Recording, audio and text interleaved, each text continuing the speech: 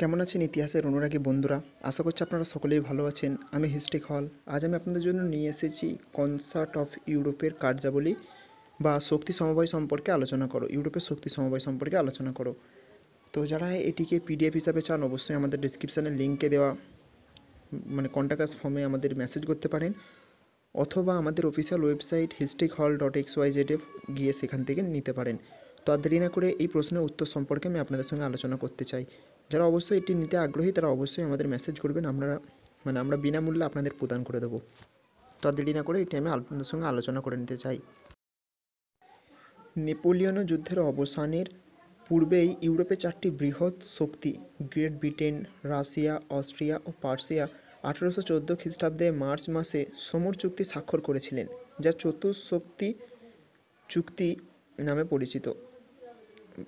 এখানে ভুল হচ্ছে, চুক্তির ভিত্তি প্রস্তুত করেছিল।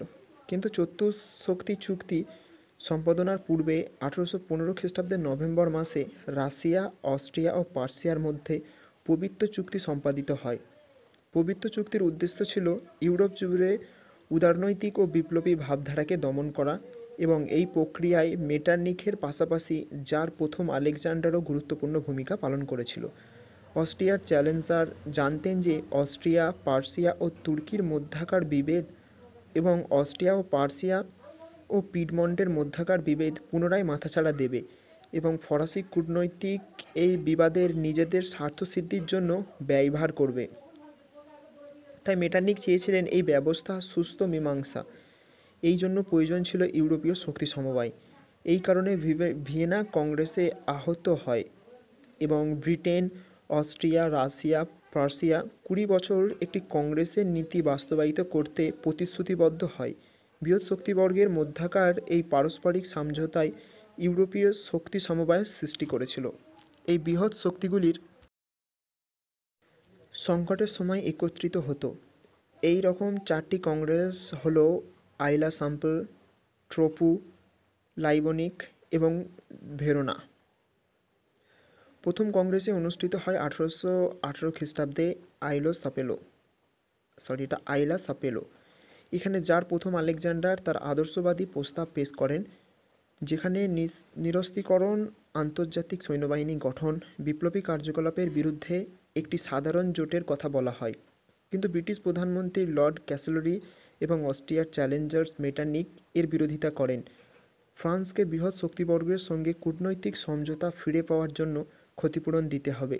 স্পেনের রাজার জন্য যার যৌথ সাহায্যের আবেদন করলেও কেউ সমর্থন করেননি।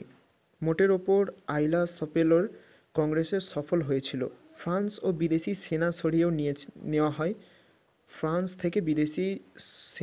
নেওয়া হয় এবং ফ্রান্সকে চতুর্শক্তি জোটের অন্তর্ভুক্ত করা হয়। 2 বছর বাবদ 1820 খ্রিস্টাব্দে স্পেন ও ইতালির দ্বীপপুঞ্জের বিপ্লবের ঢেউ আছড়ে পড়লে দুই বৃহৎ শক্তিবর্গের ঐক্য পুনরায় পরীক্ষার সম্মুখীন হয়। তাদের মধ্যকার বিবাদ প্রকাশ্যে চলে আসে। প্রথম বিদ্রোহ দেখা যায় স্পেনে। 1814 খ্রিস্টাব্দে সপ্তম ফার্দিনান্দকে স্পেনের সিংহাসনে বসানো হয়। শর্ত ছিল সে 1812 খ্রিস্টাব্দের উদার সংবিধান দ্বারা শাসন পরিচালনা করবে। কিন্তু ক্ষমতা লাভের পর তিনি নির্বাচিত জাতীয় সভা লুপ্ত করে এবং সংবিধানকে বাতিল করে। এই সময় মাদ্রিদে একটি সামরিক বিদ্রোহ হয় এবং ফার্দিনান্দ পুনরায় 1812 খ্রিস্টাব্দের একটি সংবিধান ফিরিয়ে আনতে বাধ্য হয়। যার প্রথম আলেকজান্ডার এই সময় সংবিধান বাতিলের জন্য আহ্বান জানালেও ক্যাসেলরি তার বিরোধিতা করে এবং জানায় যে স্পেনের এই বিদ্রোহ স্পেনের অভ্যন্তরীণ বিষয় এবং এখানে বাইরের হস্তক্ষেপ অবাঞ্ছিত। ক্রমেই পর্তুগাল, নেপলস, পিডমন্টেরও বিপ্লব দেখা দেয়। এর ফলে মেটারনিখ প্রমাদ গোপনে এর কারণ এই 3 রাজা ছিল অস্ট্রিয়ার নিয়ন্ত্রণে। 1920 খ্রিস্টাব্দে ট্রোপো কংগ্রেসের জার আলেকজান্ডার রাজতন্ত্র বিরোধী এই বিদ্রোহ দমনের জন্য কঠিন পদক্ষেপ নেওয়ার কথা বলেন। 1921 খ্রিস্টাব্দে জানুয়ারি মাসে অনুষ্ঠিত লাইবনিক কংগ্রেসের সিদ্ধান্ত হয় যে শক্তিজোটের পক্ষ নিয়ে অস্ট্রিয়া একটি বাহিনী নেপলসে পাঠাবে। ব্রিটেনের প্রতিবাদ সত্ত্বেও মেটারনিখ পিডমন্ট ও নেপলসের সংবিধান বাতিলে উদ্যোগী হন। 1821 খ্রিস্টাব্দে অস্ট্রিয়ার সামরিক বাহিনী নেপলসের বিদ্রোহ দমন করে ও ফার্দিনান্দকে পুনরায় সিংহাসনে প্রতিষ্ঠিত করে। এরপরেই এই বিদ্রোহী পিডমন্টের বিদ্রোহীদেরও দমন করেন। তারপরের প্যারায়, তুর্কির অধীনত থেকে গ্রিসের স্বাধীনতা যুদ্ধের পরিপ্রেক্ষিতে 1822 খ্রিস্টাব্দে জেরোনার কংগ্রেস অনুষ্ঠিত হয়েছিল, কিন্তু মেটার্নিখের কাছে রাজতন্ত্রের স্বার্থ রক্ষা ছিল সবথেকে বেশি জরুরির বিষয়। তাই কংগ্রেসের গ্রিসের সমস্যা অপেক্ষা স্পেনের রাজতন্ত্রের বিষয় অধিক গুরুত্ব পায়। ইতিমধ্যেই ক্যাসেলরির মৃত্যু হয় এবং জর্জ ক্যানিং তার স্থলাভিষিক্ত হন। ক্যানিং ছিলেন ক্যাসেলরির অপেক্ষা দৃঢ়চেতা এবং তিনি অন্য রাষ্ট্রের অভ্যন্তরীণ বিষয়ে সৈন্যবাহিনীর হস্তক্ষেপের ঘোরতর বিরোধী ছিলেন। ব্রিটেনের দৃঢ় বিরোধিতার জন্য স্পেন যৌথ কর্মসূচি নেওয়ার উদ্যোগে বাতিল হয়। ফ্রান্স একাই স্পেন আক্রমণ করে ফার্দিনান্দকে সিংহাসনে প্রতিষ্ঠিত করেন। ব্রিটেনের চেষ্টায় তুর্কি গ্রিসে কিছু সংস্কারের প্রতিশ্রুতি দেয়, যার ফলে গ্রিসের বিষয়ে রাশিয়ার হস্তক্ষেপ এড়ানো যায়। গ্রিসের বিদ্রোহের সময় কোনো বাহ্যিক হস্তক্ষেপ হয়নি। ভেরোনা কংগ্রেসের এইভাবে ব্রিটেনের সঙ্গে চতুষ্শক্তি জোটের অন্যান্য রাষ্ট্রের সম্পর্ক ছিন্ন করে।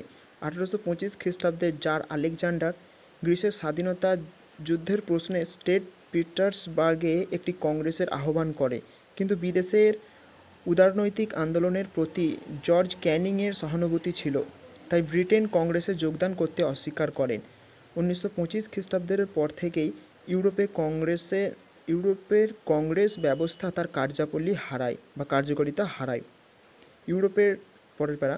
ইউরোপের শক্তি সমবায়ের ব্যর্থতার প্রধান কারণ ছিল জার আলেকজান্ডার ও মেটার্নিখ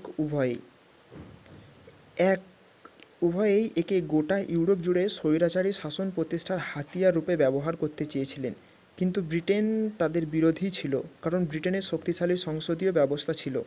এছাড়াও ব্রিটেনের বাণিজ্যিক স্বার্থের জন্য ইউরোপে শান্তি বজায় রাখা অত্যন্ত প্রয়োজনীয় ছিল। ডেভিড থমসন যথার্থই বলেছেন যে রক্ষণশীল শক্তি সমবায়কে বিপ্লবের বিরুদ্ধে একটি বাঁধ হিসাবে দেখেছিলেন, যেখানে ব্রিটেন একে দেখেছিল একই সুলয় গেট হিসাবে, যেখান দিয়ে জাতীয়তাবাদী ও উদারনৈতিক ভাবধারা মুক্ত হবার পথ যাবে। আশা করছি আপনাদের এই নোটটি ভালো লেগেছে, এবং আপনাদের যদি কোনো জায়গায় কোনো মন্তব্য থাকেন অবশ্যই আমাদের কমেন্টে করতে পারেন, এবং ডিসক্রিপশানে দেওয়া লিঙ্ক থেকে আপনারা চাইলে এটিকে নোট এবং পিডিএফ দুটোই নিতে পারেন, যা প্রয়োজন আপনাদের। তো যারা ভিডিওটি সম্পূর্ণ দেখেছেন তাদের অসংখ্য ধন্যবাদ, এবং দেখা হচ্ছে পরবর্তী একটি নতুন ভিডিওর সাথে। যদি আপনাদের ভিডিওটি অবশ্যই ভালো লেগে থাকে চাইলে একটি লাইক ও সাবস্ক্রাইবও করতে পারেন, এবং আমাদের অফিসিয়াল ওয়েবসাইটও ফলো করতে পারেন।